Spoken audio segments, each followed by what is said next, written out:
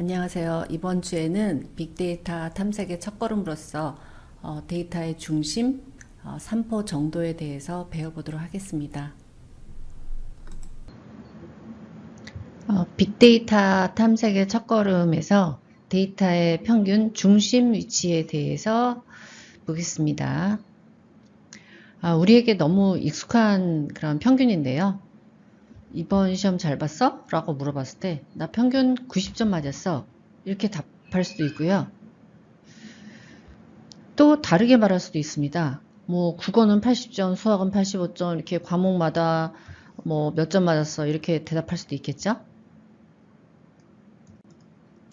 그리고 그 네덜란드 사람들이 세계에서 키가 가장 크다고 하는데요. 자, 네덜란드 사람들은 정말 키가 커? 라고 물었을 때 네덜란드 남자들은 평균 키가 183cm다 라고 얘기할 수도 있고요. 그리고 네덜란드 그 성인 남자들이 데이터가 있으니까 이제 아까 그런 값이 나온 건데 뭐 누구는 얼마고 누구는 얼마고 뭐 이런 식으로 답을 하진 않겠죠. 그래서 우리가 지금 여기에서 볼 수 있는 거는 평균은 데이터로 하나의 값으로 표현된 요약된 정보라고 할 수 있겠습니다. 그래서 우리가 통계학에서는 뭐 추정치라는 그러한 표현을 쓰는데요. 어떤 데이터가 있으면 그 데이터에 대해서 가장 쉽게 요약된 정보를 제공할 수 있는 하나의 값이 평균이라고 할 수가 있겠습니다. 그리고 평균의 공식은 여러분이 이미 다 알고 있지만 모든 데이터 값을 더한 다음에 그 데이터가 몇 개인지 그 숫자로 나눈 것이 이제 평균이 되겠죠. 이와 같이. 그래서 평균이라는 거는 데이터 값의 총합을 데이터 개수로 나눈 그러한 값이 되겠습니다. 평균을 다룰 때 주의할 점인데요. 평균은 혼자 존재하는 개념이 아니다. 이 말이 어떤 의미냐면요. 여기서는 표본 선정에 대한 문제를 한번 생각해 보면 합니다. 저희가 이제 이 빅데이터 탐색의 첫걸음에서 가장 쉬운 개념인 이제 평균부터 시작을 했는데요. 자, 표본을 어떻게 선정하느냐에 따라서 평균값에 영향을 미칩니다. 그래서 우리가 물론 뭐 센서스 혹은 뭐 전수조사를 다 할 수 있을 땐 괜찮지만 현실적으로는 대부분 우리가 표본을 선택해서 추출해서 거기에서 그 데이터로 추정치를 통해서 이제 모집단의 특성을 예측하는 거거든요.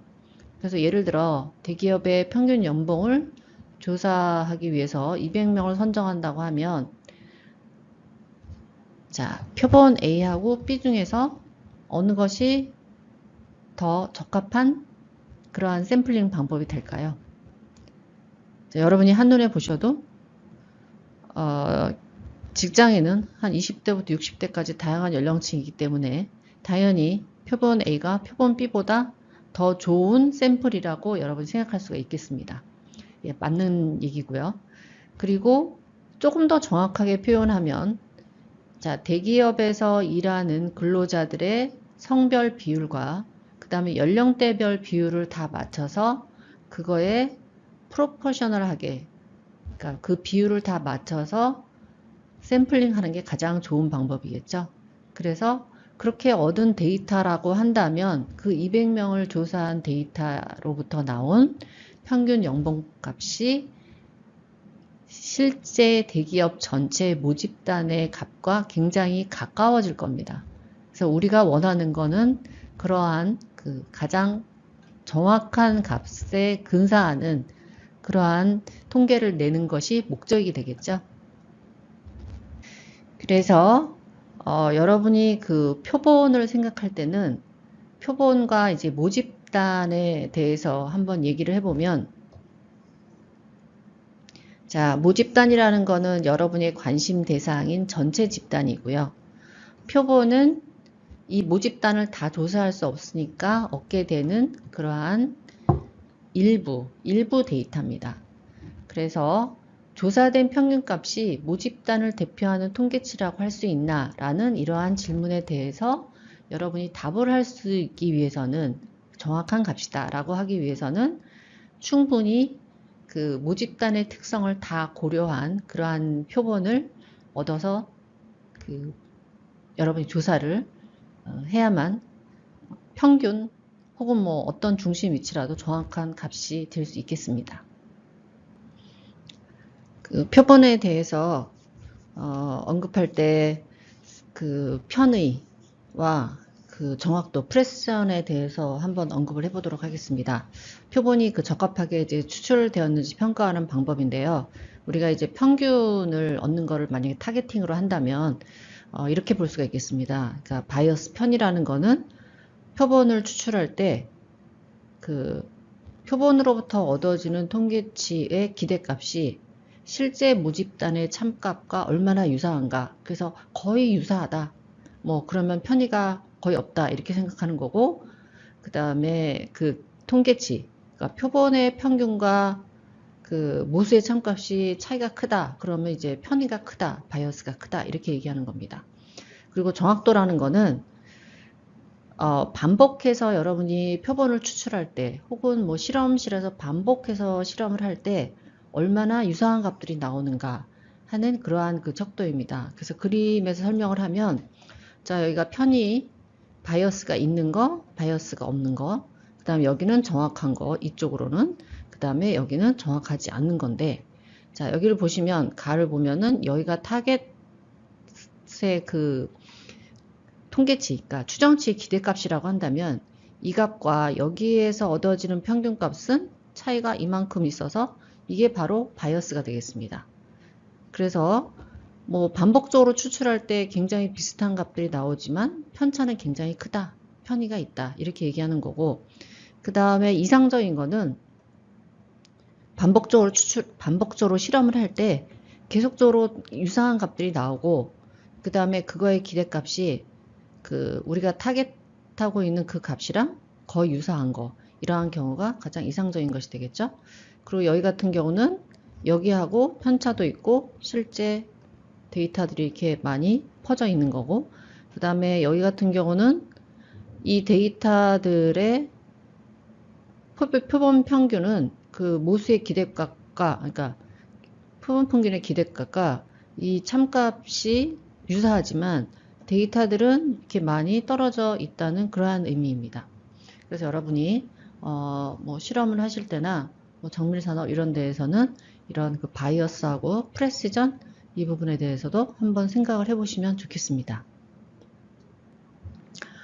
그리고 같은 평균이라도 분산이 다르면 데이터 특성은 다르죠. 여러분이 만약에 자, 이 앞에서도 이제 보여준 건데 자, 평균만 봤을 때는 두 기업의 연봉이 평균 연봉이 같습니다. 그쵸? 그러나 여러분이 이제 표준 편차까지 이런 정보가 주어지면 두 기업이 평균 연봉은 같지만 기업 A 같은 경우는 처음 초봉은 좀 낮을 것 같고 그 다음에 나중에 승진할수록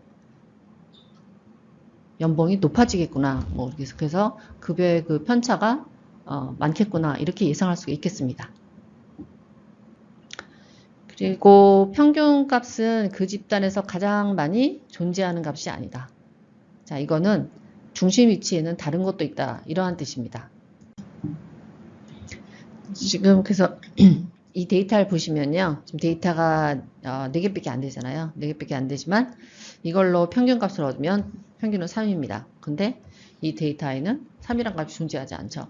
그래서 그 평균 중심 위치에는 평균값 말고도 여러분이 볼 수 있는 다른 매저들이 있다라는 그러한 뜻이고요.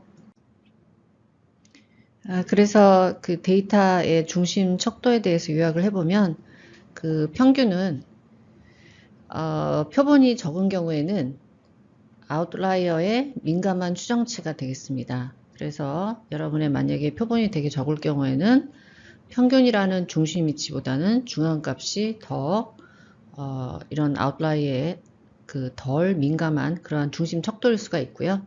그래서 중앙값의 정의는 관측치를 그 크기 순으로 배열했을 때 중앙에 위치하는 그러한 값이 되겠고, 그 다음에 최빈 값은 전체 데이터 중에서 빈도가 가장 높은 값. 그러니까 여러분이 이제 뭐 예를 들면 히스토그램을 이렇게 쭉 그리면 히스토그램의 이 빈도가 가장 높은 곳, 이 값이 최빈 값이 되겠습니다.